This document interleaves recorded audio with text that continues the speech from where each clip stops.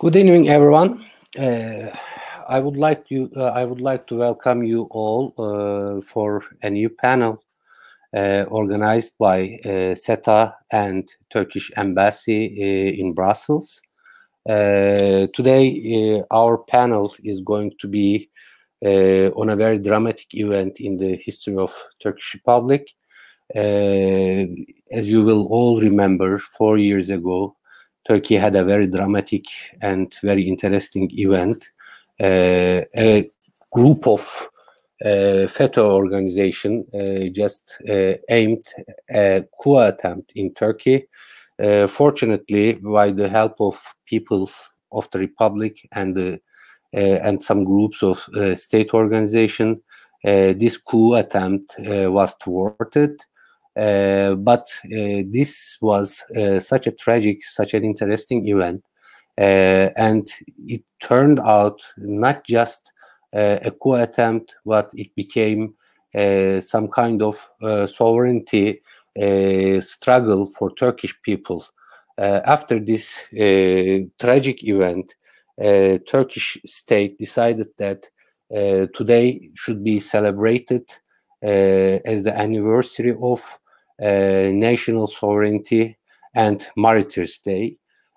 So we generally tend to talk about this coup attempt and its effects for a long time, but it seems that we are right now having a new idea about talking this FETÖ organization and its effects all around the world. Today, we will have a panel on this issue, and we will have some very preeminent speakers, panelists, and I believe that this is going to help us to understand how Turkey deals with FETÖ organization and how these organizations attempted coup transformed Turkish politics, and how it was understood all around the world, and what Turkish state can do in struggling against this organization. Because as you all know, it's not just an organization located in Turkey, it is a global organization. So we are still trying to understand how Turkish state can deal with this kind of a problem all around the world. As you know, the leader of that organization is right now residing in the United States, Pennsylvania. So we have some very critical issues between Turkey and the United States, but this FETÖ issue becomes one of the most interesting ones. So we are still discussing what kind of issues are going to be in front of us in the coming days. Let me just simply give you how the program is going to flow. We are organizing this event in connection with Turkish Embassy in Brussels, and under normal condition, Brussels director Enes Bayraklı would be hosting this event, and he would be moderating the panel. But because of some technical problems, he cannot join us. That's why I'm going to moderate this event today. And I will just try to do my best, because I was not the person who organized this event, but I will try to do my best in giving you the impression about this event. So let me just simply give you the flow of event. Our Turkish ambassador, His Excellency Dr. Hasan Ulusoy, will give us a keynote speech, then maybe 10 to 15 minutes. Then we will start our panel by the presentation of Mr. Robert Amsterdam, who is a lawyer and advocate for rule of law. He will generally talk about the FETÖ organization and its global sides. Then we will have Professor Atilla Yayla, who is a professor of social and political theory at Istanbul Medipol University. He's a well-known political theorist in Turkey, and probably he's going to give us some account of how this FETÖ organization's coup attempt affected Turkish politics and how it affected democratization in Turkey. We will have, under normal conditions, we would expect Mr. Yusuf Alabarda would join us, who was a retired military soldier from Turkish Armed Forces. But also we are having a technical connection problem with him. So if he can join us in the later stage of this event, he will be mostly welcomed. But if he cannot, if the technical problem keeps going, then we will just have our two speakers and one keynote speaker. Then we will have some questions and answers. And it seems that Yusuf Alabarda could join us. So it's a good news. So we will have 3 different presentations and 1 keynote speech. That's why I'm going to start the event right now. I'm just going to invite His Excellency Dr. Hasan Ulusoy to give his keynote speech. Scene is yours. Well, good evening, everybody. Well, also on behalf of the Turkish Embassy to the Kingdom of Belgium, it's indeed a distinct pleasure for us to be together with all these distinguished panelists and you, Professor. And I'm sure we will try to provide a very lively debate. Without further ado, I think I can start my introductory remark to set the scene. Well, as we all know, what happened in Turkey 4 years ago on July 15 was actually the bloodiest coup attempt in the recent history of our continent, Europe. And FETÖ, led by Fethullah Gülen, was the mastermind of this heinous crime. However, thanks to the resolve of the Turkish people, led by its president, together with the government and the state, the attempt was luckily thwarted. Here, once again, I should like to pay tribute to our fellow countrymen as well as women who lost their lives as martyrs or wounded in defending the democratic order of Turkey that night.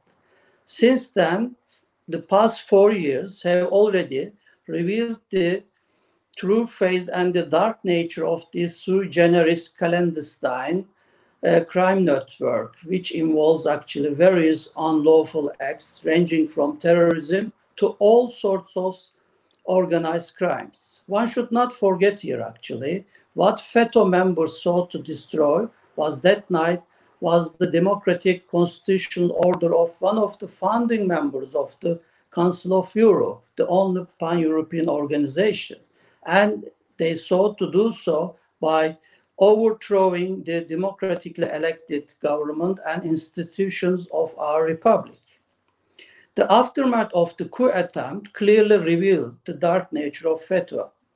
As led by Fethullah Gülen, as I said, FETÖ had disguised itself as an education movement and gradually turned into a secretive operational structure aiming to transform the society by taking control of the Turkish state from within, and doing so while awaiting so-called right moment to overthrow the democratic order and the republic. Over a very long time, unfortunately, FETÖ managed to infiltrate not only into state bodies, but also in almost all walks of the society, ranging from education, civil society, business, health sectors, and so on and so forth. And it was very clear that any state confronting such colossal crime syndicate would not only suffice with prosecuting the ones who involved in this coup attempt, but also it was necessary to prosecute the abating ones who helped FETÖ to prosper financially and ideologically. This naturally, as we all know, included those who assumed different positions in the public and the private sectors as a result of their ties, affiliation, or membership to this crime network. In this regard, Turkey had to undertake comprehensive and extraordinary measures. Against this existential threat, it was done by declaring the state of emergency as permitted in international law. And as we all know, the process was carried out within the boundaries of law by paying due attention to the balance between liberties and security. Here I would like to refer to one recent judgment of the European Court of Human Rights related to how the Strasbourg Court considered the coup attempt in Turkey. In its decision in 2018, the court in Strasbourg clearly underlined that I read, attempted military coup disclosed the existence of a public emergency threatening the life of the nation within the meaning of the convention. So as we can see, this was a clear acknowledgement of the severity of the crimes committed by FETÖ, and it was the acknowledgement of the European Court of Human Rights.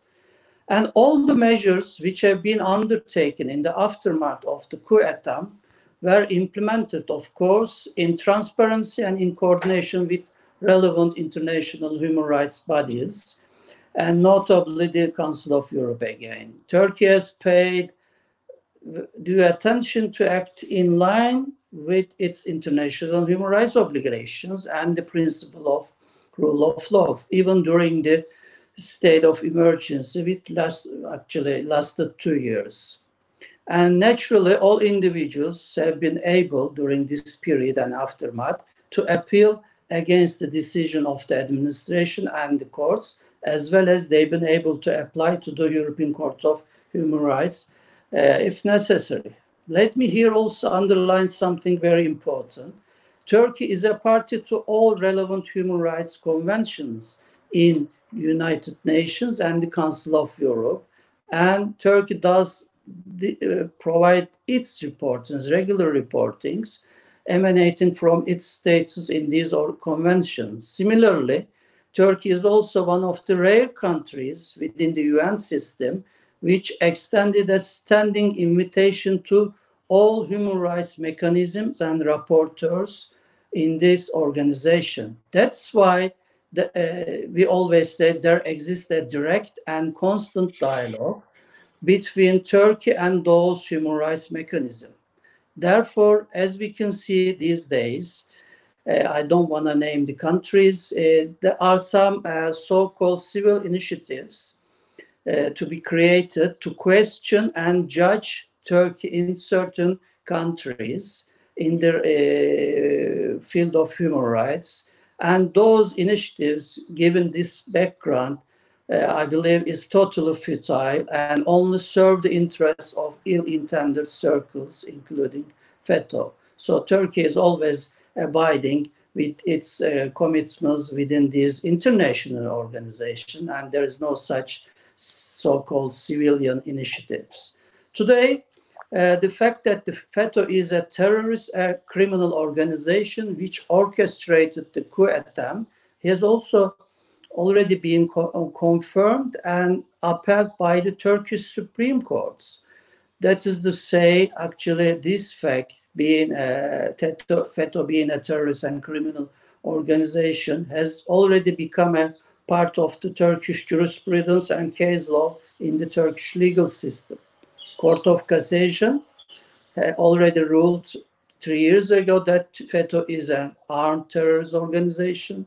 And this Court of Cassation again also defined FETÖ as a sui generis criminal organization. And according to the Court of Cassation, FETÖ acts in accordance with instructions received from the ringleader of this body, using religion to establish a new political, economic, and social order, and having infiltrating into the state from the bottom to the top and dismissing its opponents through various illegal methods.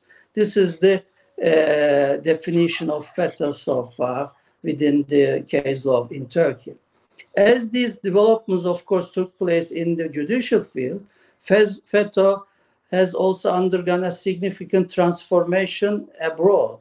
An organization now which lost its backbone in Turkey is now trying to survive by making use of its structures abroad. This is very important for diplomats, as we are doing here.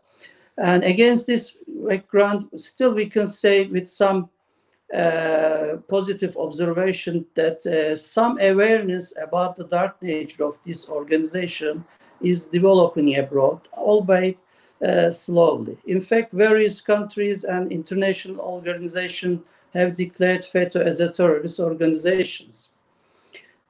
Unlawful acts carried out by FETÖ affiliate organizations, bodies, associations have also come to surface in many countries after a closer monitoring of their activities.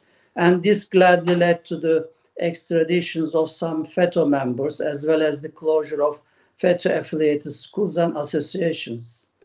Yet, there is also another side of the coin, which is not positive, unfortunately, because we regret also to see some individuals and organizations affiliated with FETÖ still operate and continue to operate in several European countries. And those FETÖ members and affiliates can easily live and work under the protection of asylum, while poisoning also the countries and the societies where they operate against Turkey. This is quite problematic, actually. Crimes of making a coup attempt and coup d'etat should be addressed by countries actually without discriminations. The crimes that the FETÖ and its supporters and affiliates committed are of universal nature as heavy felonies. So solidarity, in fact, is needed at the international level. And given that fact that the crimes are perpetrated in a complex network involving also many countries, as we say, the role of international cooperation along with the solidarity is also of particular importance.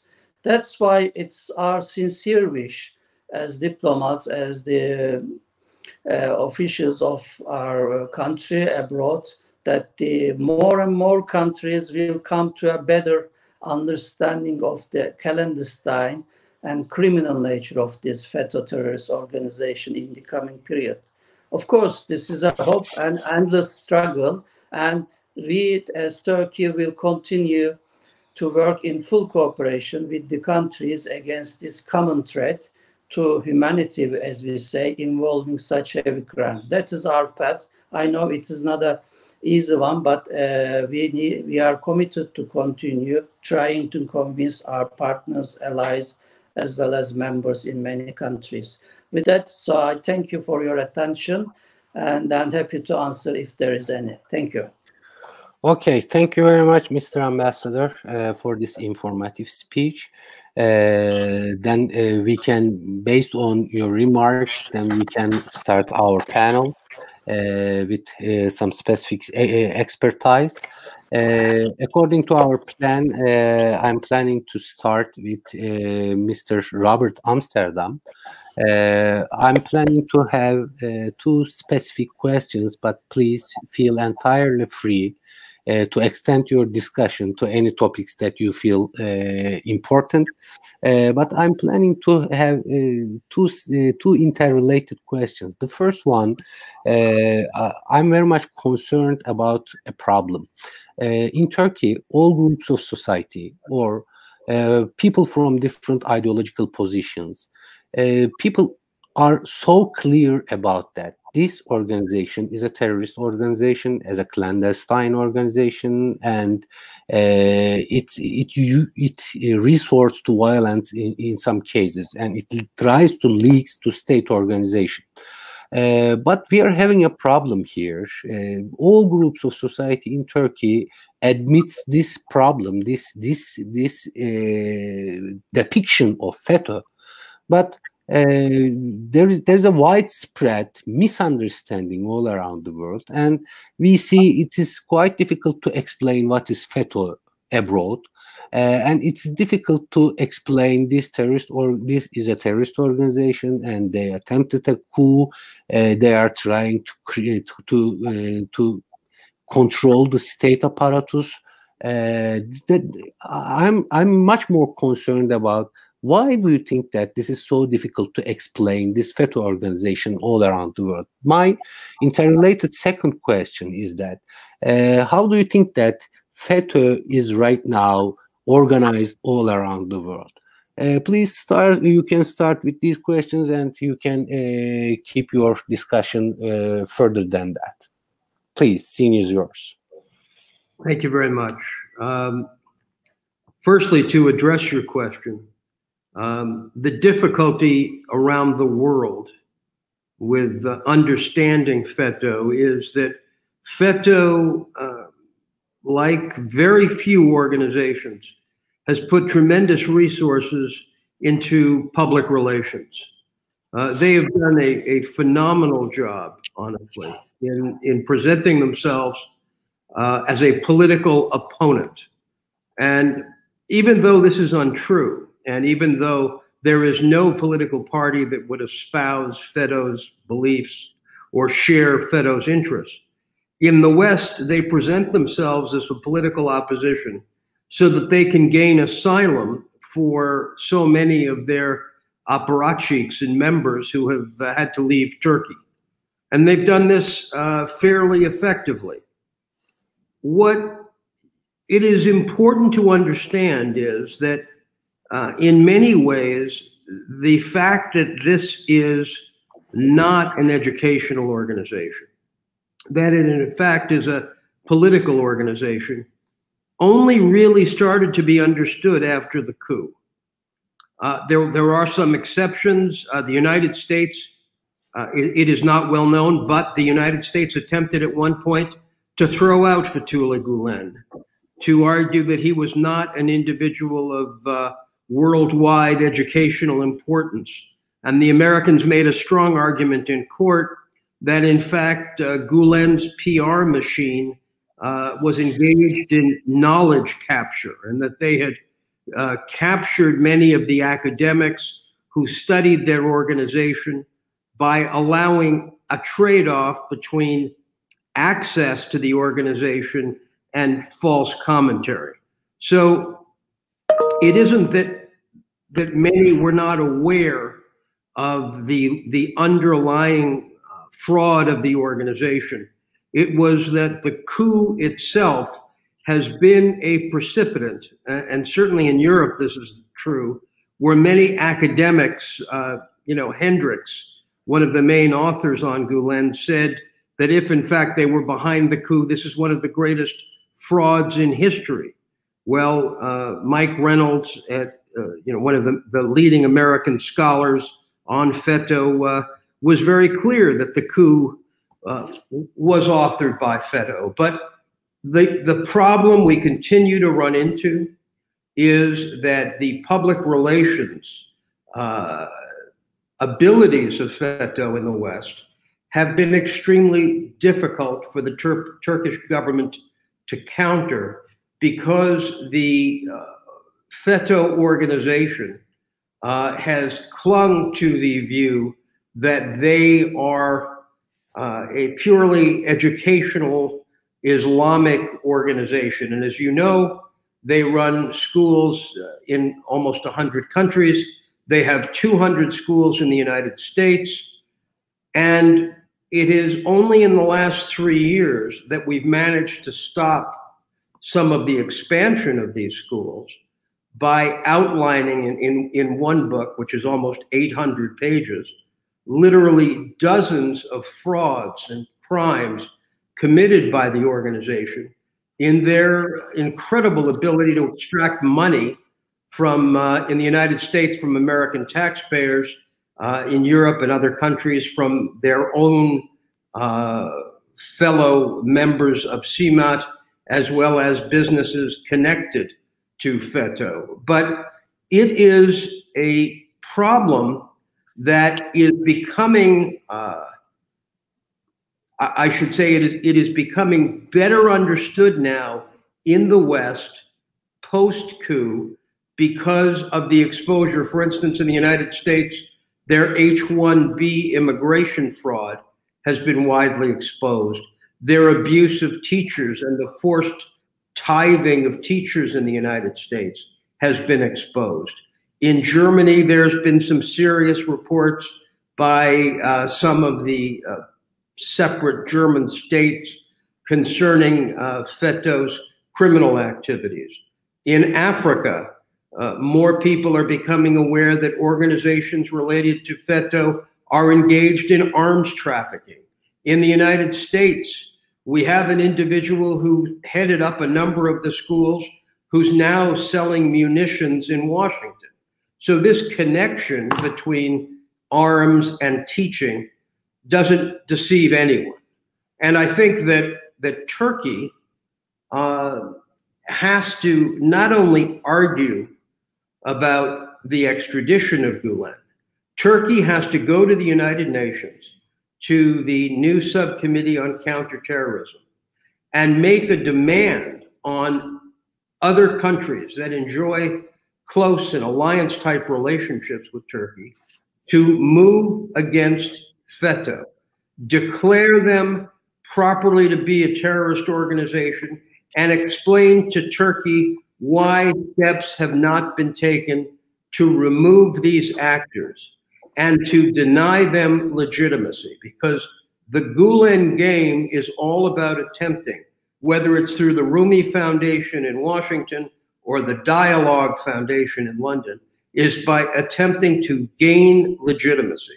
And now that they are, dubbed by many a community in transnational political exile, now it is very important for Turkey to get clear to all of these countries that this is not a recognized political opposition group that would qualify for asylum protection, but rather it is a terrorist para-political organization. And a para-political organization means that it is an organization not engaged in any way in actual politics, but engaged in secret, covert operations that are hidden from view and that involve acts of violence. And not only, it needs to be pointed out that many in the West are still unable to understand the depths of the sacrifice of the Turkish people 4 years ago that we honor tonight. There are still many who do not understand how close Turkey came to a true catastrophe. And part of it is because as well, the Gulenists follow, if you will, the Russian Gerasimov theory, making these attacks with false flags, with false uniforms, in a way that gives them what the Americans call plausible deniability. And that's why we engage in book writing, and that's why we've engaged in attempting to document these activities, because we have many in the West who stand beside Turkey in many ways, but appear unwilling to work with Turkey to root out the FETÖ phenomenon. So I think it is important, and I applaud the ambassador's comments. I think it is very important for us to make this move in the United Nations and to attempt, from the standpoint of international law, to make demands on our allies in Europe and in the United States to provide Turkey with what actions they have taken. And I would say to you as well, it is very important. We know that Gulen worked with the CIA to plant agents in Central Asia in the early 90s. We need to fully understand the relationship that did exist in the past between Gulen and secret organizations inside the United States. This is no conspiracy theory. These are facts of which we are aware. And the activities in the United States that we are exposing in Book 2 of Empire of Deceit involve very serious violations of American election law and practice. The Gulenists have been involved in a very sophisticated effort to buy votes and control politicians through front organizations that exist throughout the United States. And when we say these are parapolitics, what we mean is that through these front organizations and through these political donations, they manage to actually influence American state, federal, and local officials, as well as European officials. And the nature and substance of their donations and their domestic political activity in all of these friendly allied states needs to be analyzed as well. It is for Turkey to make these demands, which is their right under international law. Thank you. Thank you, Mr. Amsterdam. From your presentation, I understand there are a lot to be done in fighting against such a terrorist organization, but it seems that diplomatic efforts plays a huge role in fighting this organization, maybe starting with the UN and recognizing this organization as helping to recognize this organization as a terrorist organization, maybe going to help a lot to the Turkish case. Thank you for that valuable presentation. I'm now going to turn to Professor Yayla, and I'm going to ask him some specific questions about Turkish politics. And after 4 years, we talked about a lot how this organization emerged, how they decided to operate in such a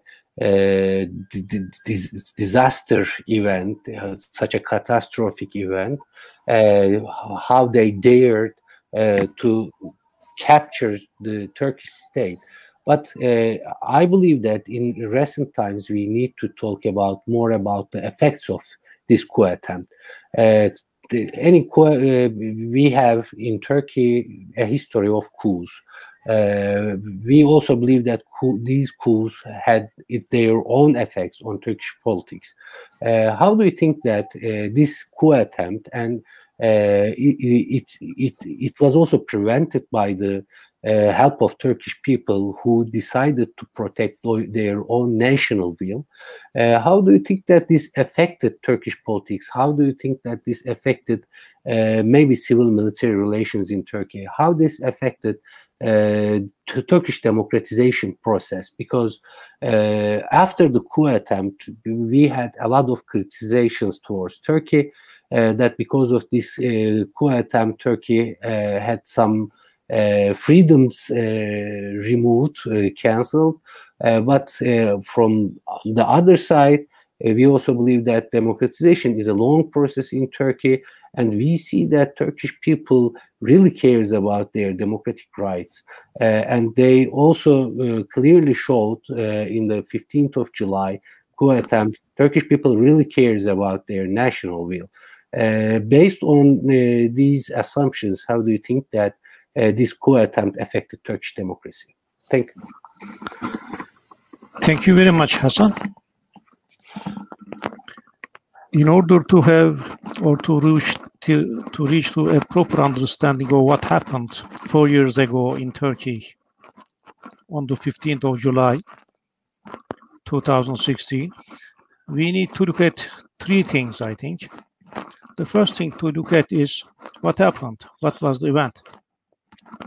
The event on which we are still talking, debating, discussing, and making exchange of ideas. The second thing to look at is the natures of the actors who try to commit the event. And the third thing is the results of the event for both the actor trying to commit it on the one side and the Turkish state and the Turkish people on the other side. Nobody can doubt that on the night of 15 July 2016, we, all Turkish citizens, witnessed a military coup attempt. The different units of the army were quite active in the attempt, all over Turkey, especially in Istanbul and Ankara.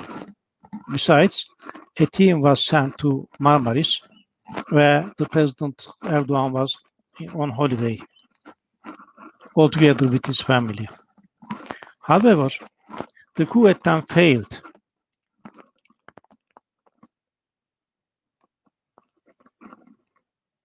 There are several reasons for its failure, but let me mention two. First of all, Erdogan rejected the attempt and resisted against it. The second, the people supported Erdogan's stance and resisted against military coup attempt.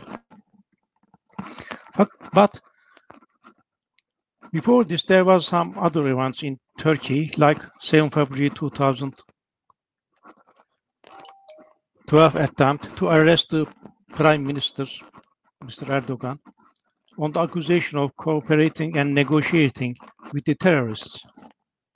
Then came Gezi revolts, in which today we all very well know that villainists played important roles. Gezi revolts was followed by another attempt within almost 6 months. This time a joint effort by the men of Gülen in judiciary and police. What I mean is 17-25 December 2013 events. In other words, there was a fight between two groups in the country.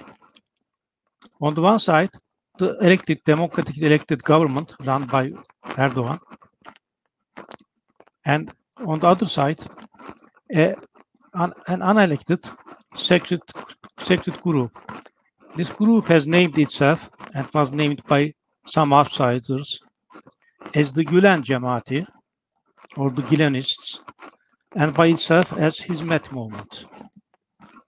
Now we can turn to the second point in our speech, namely the nature and characteristics of the actor who is responsible for the failed coup attempt and other previous atrocities I briefly mentioned. The service movement, as they call themselves, or FETA, as the Turkish state and in general the Turkish people call them, started almost half a century ago. People in the street who had a chance to get into touch with them thought them as a religious conservative group whose main aim was to raise up religious students to become public bureaucrats. In the beginning, this aim seemed quite reasonable and legitimate, as religious people were consciously excluded from certain positions within the state. There were some other religious groups trying to do the same. However, the Gülenists proved the most successful in doing so and became the leading power in the life of education. As the group gained strength, it seems that it changed its attitude, and started to demand political authority without having a political party running and winning in elections. In this understanding and approach, it was no doubt influenced by the current political regime in Turkey. Let me mention at this point the main nature of the regime that lasted until the very last years. In Turkey, with 1961 and 1982 constitutions, a political system was established in which political power of the state was separated into two parts. The first part belonged to the bureaucrats, namely soldiers, and this part included education, foreign affairs, the production and reproduction of official ideology of the country. The second and seemingly unimportant part of the political authority belonged to the elected politicians. This part included the administration of economy, the construction of some infrastructure like dams, roads, bridges, and management of day-to-day affairs. Obviously, Fethullah Gülen and his close friends realized that the essence of the system.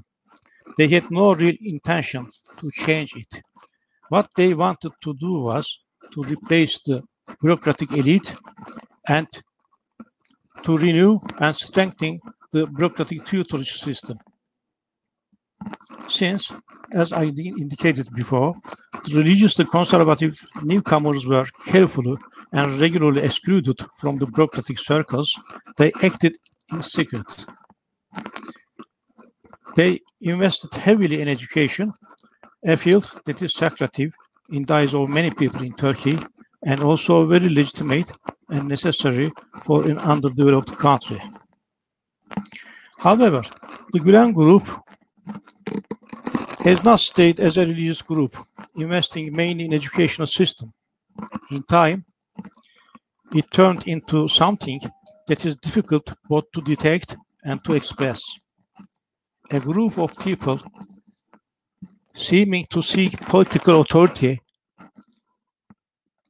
without using open and legitimate political channels in a democracy. And as it gets bigger, it became a very useful apparat for espionage services of other countries. When AK Party came into power in 2002 elections, it acted as a coalition of all excluded groups. This created a new opportunity for FETÖ. It worked in two ways, from above and from below.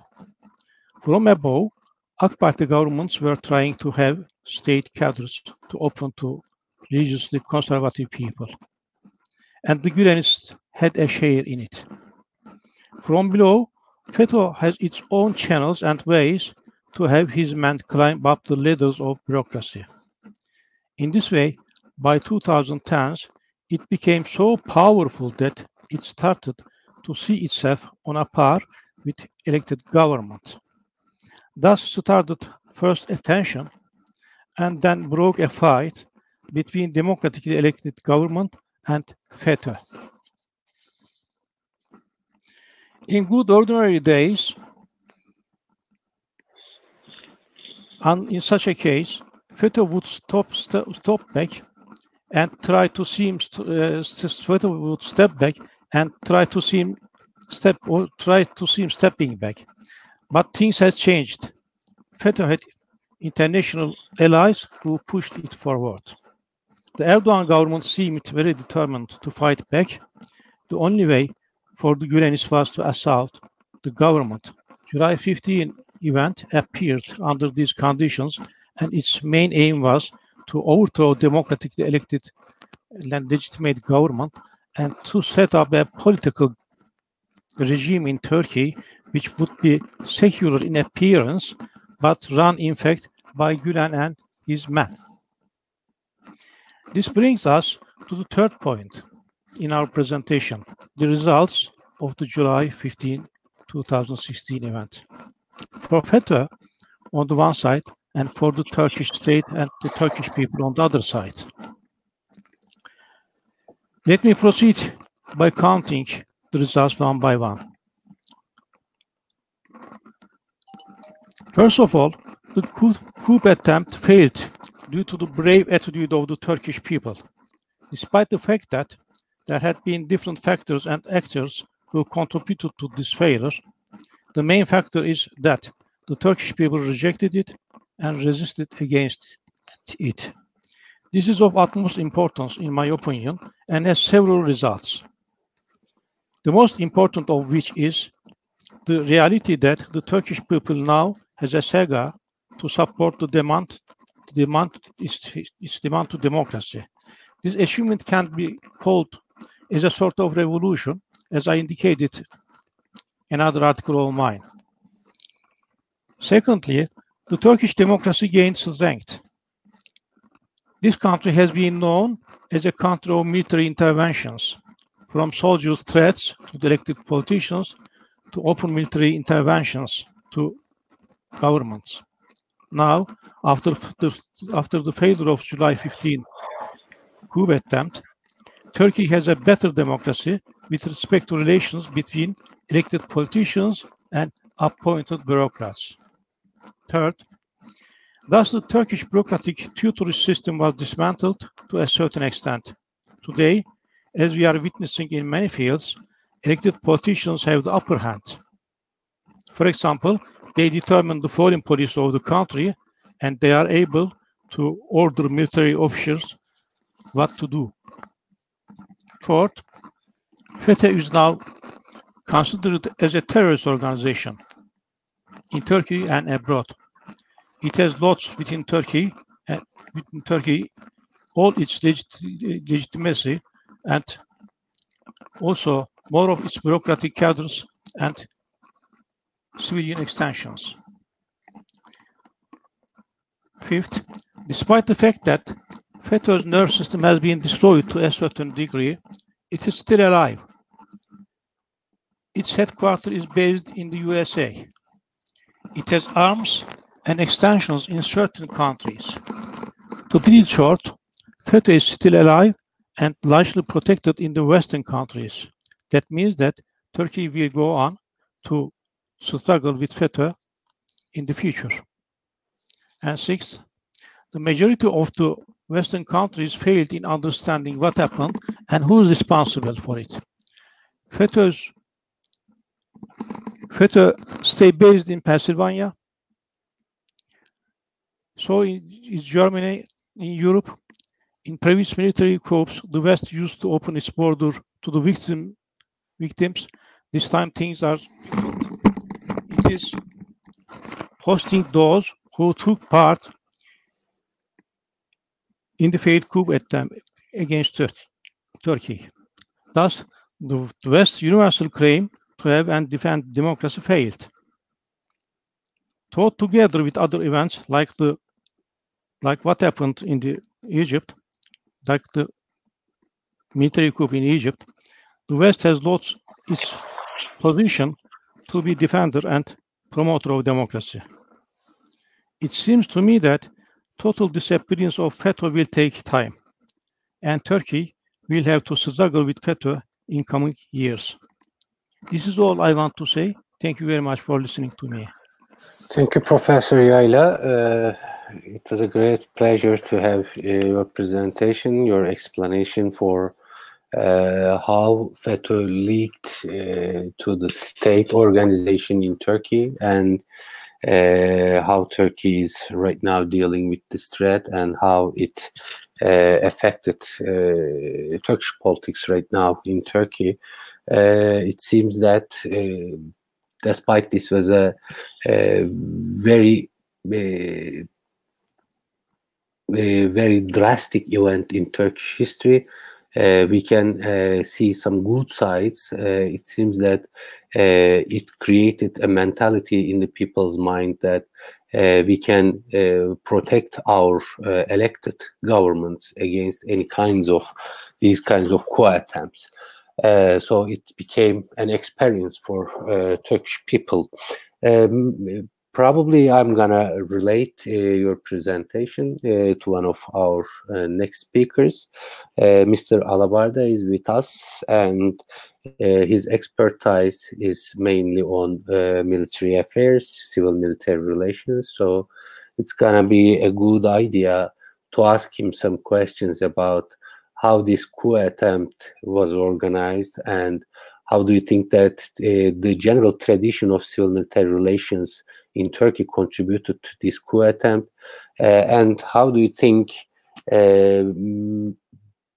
any possibility of later attempts, if there is any in the future, any coup attempt in Turkey, how those coup attempters will view this last experience?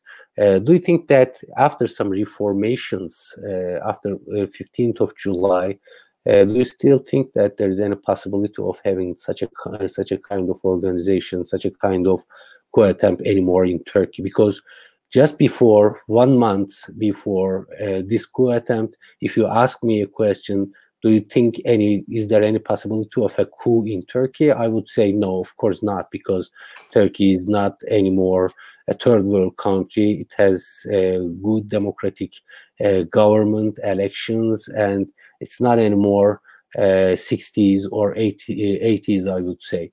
But after this coup attempt, we are much more skeptical about these kinds of questions. From your military expertise, can you please give us some thoughts? How do you think for the future of Turkey, this civil-military relations will turn in Turkey? Thanks for joining us. The scene is yours. Okay, Mr. Hasan Basri, thank you very much. And also, I would like to salute the other guest who is participating to us, and also all people who is watching now us. Very nice question, though. How the civil-military relation affected such kind of coups in Turkey. When you take a look at to the history of Turkey, it is full of with military interventions and military coup d'etats, starting from 1960s, 71, 1980, and 1997. And also we know it is very famous, the 15th of July. So it is not a surprise that 15th of July is a coup, because there are still many manipulations which is being done by the FETÖ that this is not a coup, this is something that is organized by the government, but that is a very stupid manipulation, because Mr. Hasan Basri, as I said, that Turkish political history is full of military interventions and coups. So that coup and that military intervention which has been occurred on the 15th of July was not something very unfamiliar to the Turkish political life. For this reason, how civil-military relations are affecting such kind of military interventions, including the FETÖ failed coup attempt.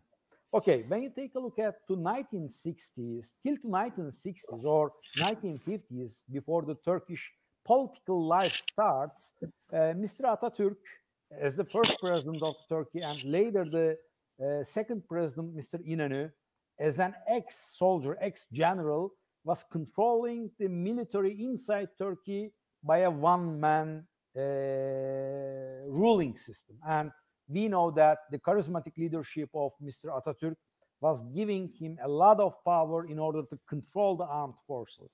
So during their terms, we didn't see any military intervention during their terms. But after 1950s, when Mr. Menderes Democrat Party came to the power, after 10 years, we have seen that generals and a junta, which is inside the Turkish military, attempted a coup inside Turkey and inside the Turkish political life. After that, there didn't happen any civil-military relation in terms of democratical norms. In 1960, in 1971, in 1980, no political party was able to control what is going on inside the military, what is going on inside the security structures, including other security structures than the Turkish Armed Forces. For this reason, it was not very hard to conduct a military intervention, and to talk against all politicians was very familiar inside the Turkish political daily life. And we know that in 1997, not too far away, that all generals, even major generals, brigadier generals, I mean lower rank generals, was talking against the political leaders however they wish for. For this reason, we cannot talk about any issue in name of democratical control of armed forces and a real civil-military relations in terms of the academical structures which is drawn by in the United States, in France, in many parts of the NATO countries also. For the first time in its history, during the rule of the Justice and Development Party, they tried to do something in order to make it ineffective. But I can say that even the attempts that the Justice and Development Party did till to the 15th of July was not enough, because you said that if you ask me, will there be a military intervention and coup inside Turkey before 1 month of the 15th of July, you say that I would say no, because you say that you clearly underline that Turkey has a functioning democracy.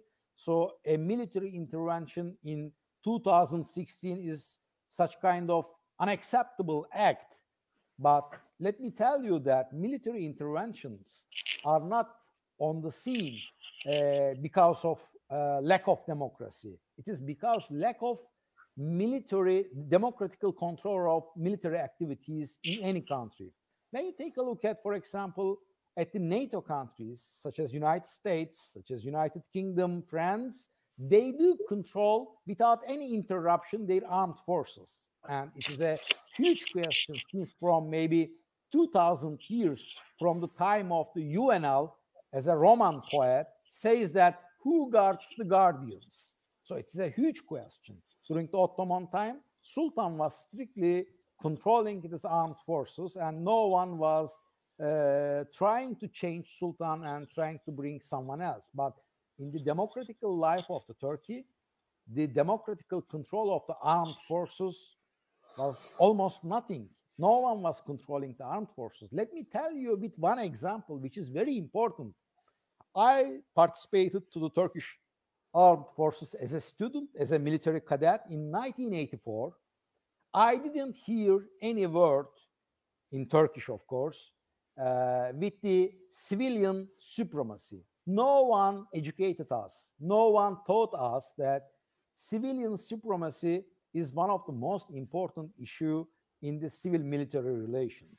And after I graduated from the Turkish War Academy, it's very strange that till to my career, 15 years, I was a major, and I was in the United States, in the California State University and Monterey Naval Postgraduate School. For the first time in my life, it's a shame that I heard civilian supremacy and civil-military relations. So when I try to understand what's going on in democracies, what is the meaning of civil-military relations, what is the meaning of democratical control of the armed forces, I understood that there is a huge library which is written about that issue, and including the United States, including France, including England, all countries are trying to monitor what is going on inside their armed forces. For this reason, no one understood that FETÖ infiltrated also to the armed forces, and they were able to make a coup inside the Turkish armed forces. For this reason, civil-military relations and lack of civil-military relations and lack of democratical control of armed forces was the most important parameters that we should talk about why military interventions are iterating in every 10 years inside Turkey. Sometimes it has different forms, not only FETÖ in 1960s. It was not FETÖ who made a military coup. It was another junta, and he was underlining the reason of the military coup is because of Kemalist values are forgotten during the Democratic Party rules in between 1950s and in between 1960s. So when you take a look at to the 1971, in 1980, it was all the same. It was being really remarked by the armed forces leaders, generals, that the governments are not taking care the Kemalist values, so they are unfortunately forced to make a military intervention inside Turkey. For this reason, let's be honest that if we really want to now not iterate such kind of military interventions in our future history, we should be very careful about civil-military relations and democratical control of armed forces. This is not something that you did it and you forget it, and from now on, nothing as a military coup is impossible inside Turkey. If United States as a country, which is very famous with its liberal values, has never met with a military intervention in its history, still democratically control its armed forces without any interruption, a Turkey which is full of its history with the military intervention, we cannot stay relaxed.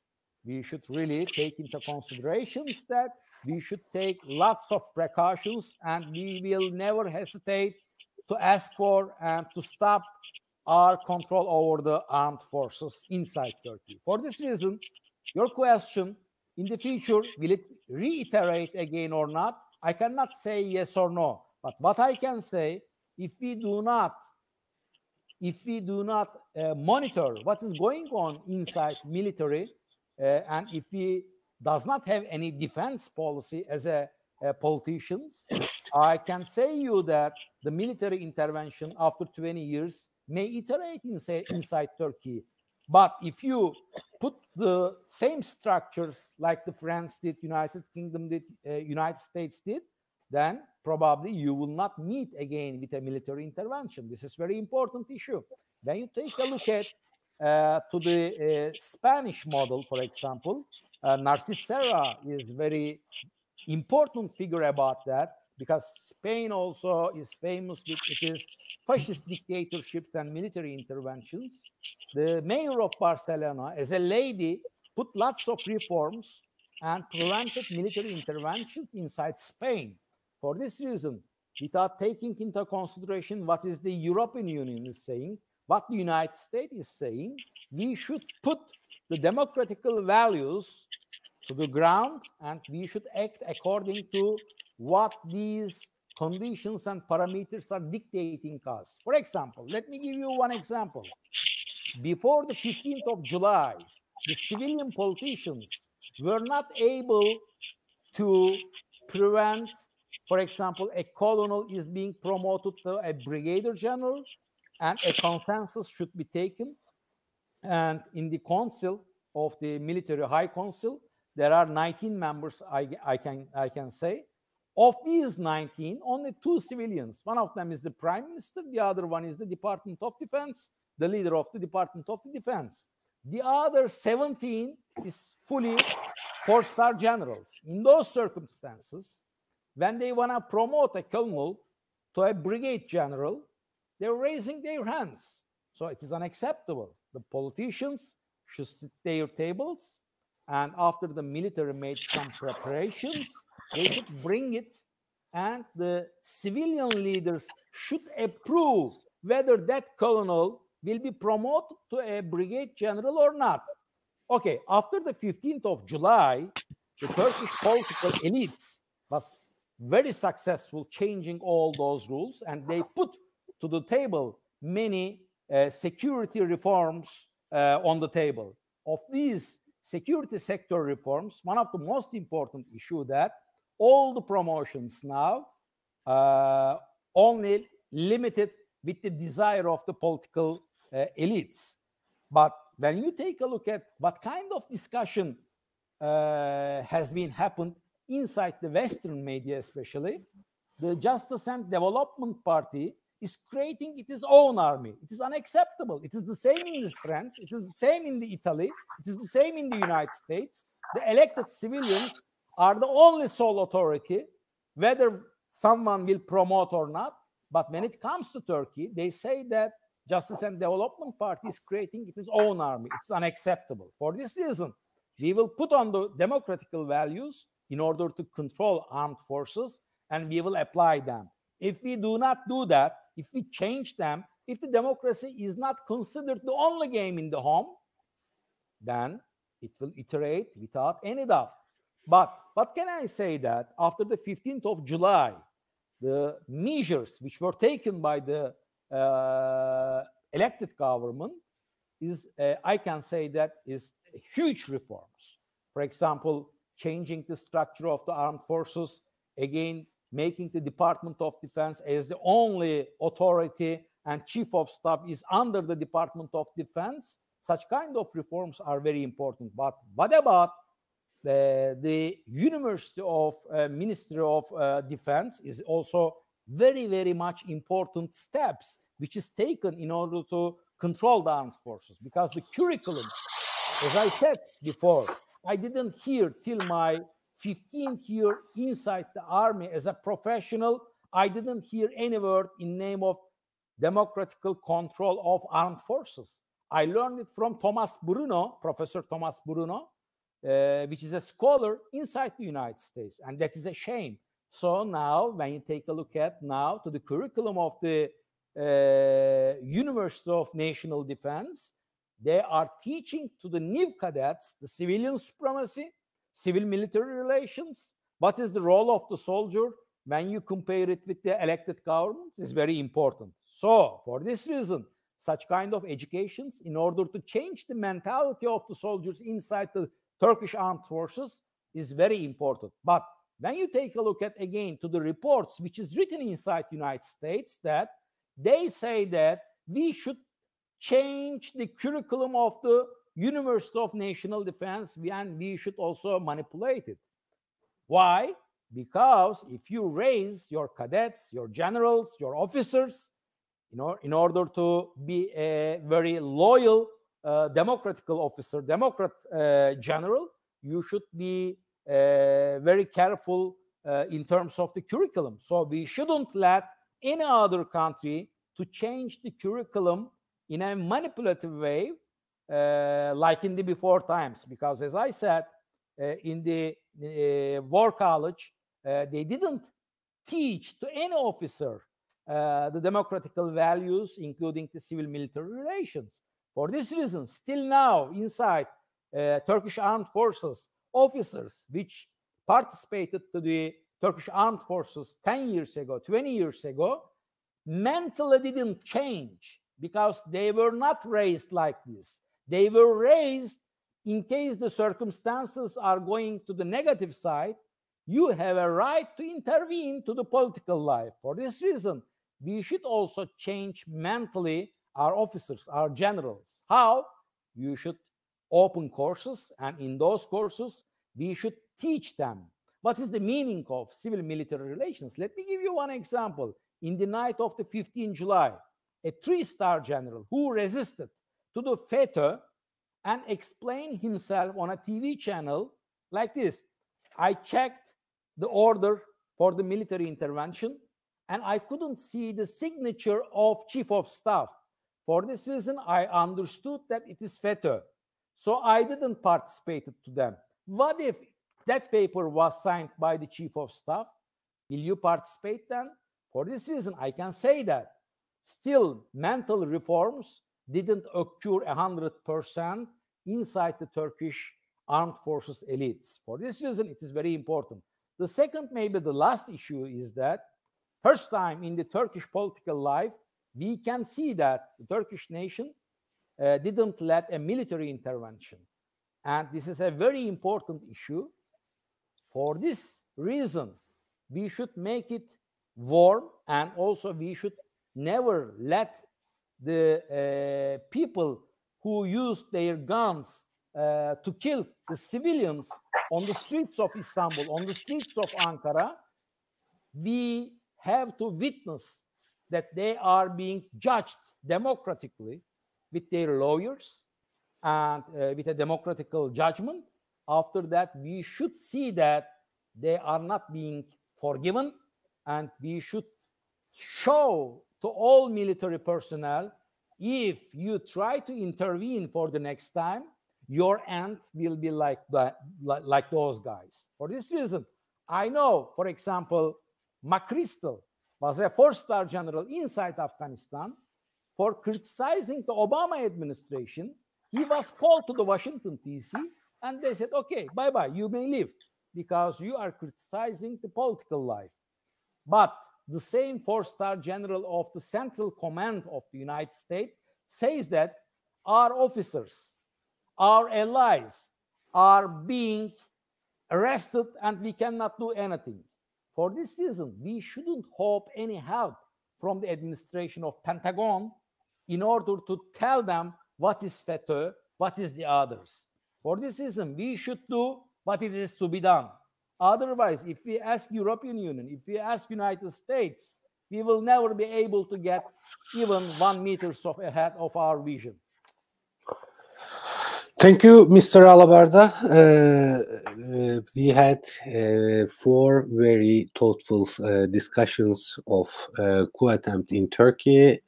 And I had, from my perspective, I had a very good chance of having these thoughtful discussions. I will take, there will be a very short question and answer session. I will take 1 question for each speakers, and I will ask to all of you, keep your answers limit it to 2 or 3 minutes, please. I will follow the reverse order. I'm gonna start with Mr. Alabarda. I took one question for all of you, and actually, Mr. Alabarda, you named some important reforms after coup attempt. But if you need to name just one, the most important one, can you please clarify which reform is the most important and why do you think this is the most important? In 2 or 3 minutes, can you please explain that to us? Okay, it's perfect question. From my point of perspective, the most important reform is that the promotion high consul of the military of the Turkish Armed Forces. With those reforms, only the politicals, if they want, someone can promote to a colonel or to a general or a 2-star general, 3-star general. That is a very important control over who is being elected to be promoted to a general. But what is the most important one that we still miss as a reform? If you ask me that question, I would say that the secretary, the civilian government should appoint a civilian secretary to the Ministry of Defense, to the Armed Forces, to the Navy, to the Air Force, like in the United States, as a civilian, of course, with a defined rank, something like 2 or 3-star general. He or she should observe what is going on inside the military and report to the elected government daily, weekly, monthly, and monitor what is going inside without any interruption. This is the reform that the Turkish political elites so far didn't do that. For such clear answers to the question, I will turn to Professor Yayla. I have another question for him. It was asked from one of our viewers. It's about the political branch of FETÖ organization, because you know this is a huge debate in Turkish politics right now. Some political parties, some political party leaders are talking about, okay, there must be some political branch to that FETÖ organization. Do you think that this is a meaningful discussion, or what's your thoughts about this political part of FETÖ? Thank you very much. This is a very hot issue in Turkey. Political parties are accusing each other of being FETÖ's political food, so to say. I think this is a wrong discussion. To keep discussing about FETÖ's political food is harmful to the fight that Turkey is giving against FETÖ. FETÖ didn't respect politics and didn't want to have political ways to use, because it believed in getting organized within the state. So if we make a comparison between PKK and FETÖ, we can say that PKK is an organization outside the state and assaulting the state from outside, and FETÖ is an organization mainly within the state. FETÖ didn't have an independent political branch, but I'm sure it had extensions in all political parties, especially political parties apart from Necmettin Erbakan's political party. So this debate is meaningless to me, and it's also harmful for Turkey's very important struggle with FETÖ. What we need to do is, or what all politicians and all political parties, legitimate, open, legal political parties need to do is to join the FETÖ, because FETÖ is in the end the enemy of democratic politics, not any political party. Thank you, Professor Yayla. I'm just proceeding to my questions. The next question is for Mr. Robert Amsterdam. It's about the process, the negotiation process between Turkey and the United States about the FETÖ case. Can you please give us some details about on what stage of this negotiation process, or can you see any further improvements between Turkey and the United States about this FETÖ case? Well, I believe there is. In respect to the schools, I think there is a growing understanding in the United States that FETÖ has targeted the poorest of the poor, Blacks, Hispanics in many cities. I know that we have liaised with the NAACP, the National Association for the Advancement of Colored People. I know that we have actually in the last number of years, and most recently, developed a large number of whistleblowers within the organization in the United States, whistleblowers that have been willing to talk to federal and state authorities. Just a few weeks ago, we were contacted by 10 teachers who were fired in a school in Texas illegally, and we think in retaliation for their refusal to go along with the frauds of the FETÖ organization in Texas in their school system. So I think there's actual real progress. And again, the progress is granular. It's at the state and local level. The relationship between Washington and Ankara in terms of many other issues, I'll leave that to the people around President Erdogan. But on FETÖ, I think we're making progress locally.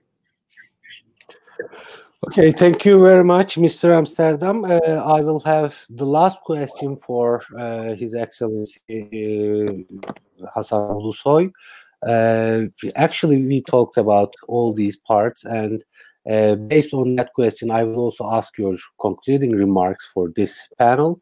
Can you please concretely summarize us what kind of diplomatic efforts are taken by Turkey in fighting against this terrorist organization, and what kind of diplomatic efforts are going to be taken in the coming future? And can you please give us some thought about what kind of leverage Turkey has on this diplomatic efforts shortly? Please. Well, thank you. Well, actually, let me also thank all the panelists. They covered different aspects of the issue, which are already complementary to one to another. So it was a full picture we have given. Well, regarding the diplomatic effort, it's a continuous process. As I said in my presentation, now in abroad, the FETÖ-affiliated bodies should be pursued, should be closed. These are our aims.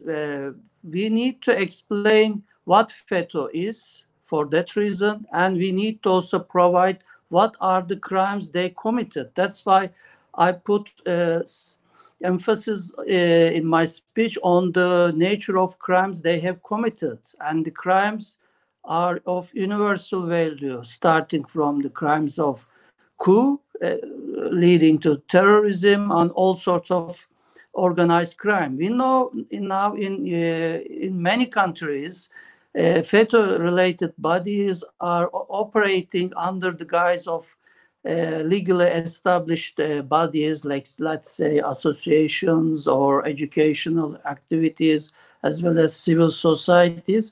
But inside, through their clandestine structures, they are, for example, money laundering, financing organizations, making all sorts of illegal activities. And one of the recent ones, as we discovered, actually it is already in the press, it was stated that even some international drug, let's say, narco networks were used to finance FETÖ. So it is also now obvious that all these areas are the ones. So we need to do to explain all these issues through various channels. Diplomacy is not the only channel, of course. All related bodies of our state work hard on it through the Ministry of Justice, Ministry of Interior, with their own counterparts in Europe. But also there is one thing, is that we need to also convince the public opinions, because as long as there is a sort of, let's say, doubt about the minds, in the minds of public opinion, the FETÖ is manipulating this. That's why civil society also quite important mainly in European countries, to explain the real nature of this dark, sinister organization. So this is a fight that we need to carry out together with all related bodies of the society, aiming for the same good end, to get rid of this criminal network from our society and from our future. So it's a long process, but as I said, we are determined and we are making some progress in many countries. So I hope in the near future we will be able to give similar examples in the Western European countries, although this is a bit difficult process, I must confess. Yeah, of course. We all learned that this is a long and difficult process, but our efforts are always in trying to clearly explain to the world that this is a very dangerous organization. Sure. And it can just catch up all different nations. It can be a threat for all nations right now hosting that organization.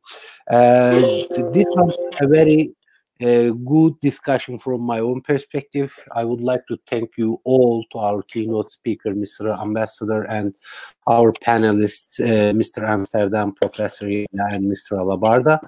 I would like to also thank to our audiences for watching us tonight. I also would like to remind you all that this was a very tragic event in our history, but it also turned out to be, from my own perspective, a very special night for Turkish public, which showed to the entire world that Turkish public is supporting its own democracy and its own national will. I hope we will all remember this night 4 years ago. We will keep that memory in our consciousness. So I would like to thank you all again. Thanks for joining us. I hope we will have these kinds of discussions in the coming future. Many thanks. Good night. Thank you. Good night. Thank you all.